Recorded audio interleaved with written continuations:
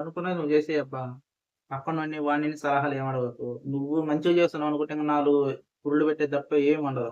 నీకు మంచి అనిపింది నువ్వు ప్రెజెంట్ చేసేయి. అర్థమైందా? గొప్పగా గాదు. మొదటిగా చిన్నగా స్టార్ట్ చెయి. నువ్వేదన్నా అనుకున్నావో అక్కడ అనుకున్నప్పుడు నువ్వు ఇక్కడి నుంచి స్టార్ట్ చెయి. నీకు దాని గురించి ఒక అవగాహనొస్తది. అప్పుడు నువ్వేంటో నీకు తెలుస్తది. దాన్ని ఒకటేసారి స్టార్టప్ జేసుకోవచ్చు. అర్థమైంది గదా! ఎవ్వరిని నువ్వు హెల్ప్ అడగాల్సిన అవసరం లేదు. నిన్ను నువ్వు తెలుసుకో. ఏదన్నా నీకు గావాలనుకుంటే నీ ఫ్యామిలీ తోటి, నీ ఇంట్లో అమ్మ, నాన్నతోటి డిస్కస్ చేసుకో అంతేగాని నలుగురిని అడిగి వాళ్ళు నువ్వేదో చేస్తున్నావంటే వాళ్ళు నీ పైన ఇంకా కొంచెం కోపం ఏందంటే ఇంకో గొప్పగేంటంటే 4 అరే! చేయటం ఎందుకులే చెప్పి 4 సాడీలు చెప్పడం తప్ప ఏముండదు. ఏదైతే అనుకుంటున్నావో అది ఒకటికి 4 సార్లు ఆలోచించు. నువ్వు ఇక్కడ ఉన్నప్పుడు నువ్వు దేని గురించైనా అనుకుంటున్నావు. ఇక్కడున్నప్పుడు నువ్వు దాన్ని ఇక్కడి నుంచి స్టార్ట్ చేస్తున్నావు. చిన్నగా అన్నమాట. నీకు దాని గురించి స్టార్ట్ చేసేటప్పుడు ఒక అవగాహన వస్తుంటది. పోతే ఏముంది నువ్వు ఈడ నుంచే కదా స్టార్ట్ చేసింది. మొదటి అడుగులోనే నువ్వు విఫలమైతే పర్లే.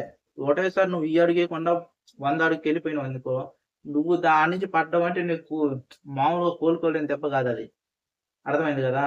నువ్వు స్టార్ట్ చేయాలనుకున్నప్పుడు మొదటి మెట్టు నుంచే స్టార్ట్ చెయి. ఆడ నుంచి జారిపడ్డా నీకేం గాదు. మళ్ళీ నువ్వు పికప్ అవుతూ నువ్వు అది వదిలేసి మళ్ళీ నెక్స్ట్ స్టెప్ చూసుకోవద్దనమాట.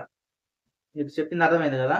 మీకు ఫుల్ క్లారిటీగా నీకు అర్థమైతే మటుకు ఇప్పటి నుంచి నువ్వేమైతే చేయాలనుకుంటున్నావో దాన్ని మొదటి అడుగుతోటే మొదలుపెట్టు.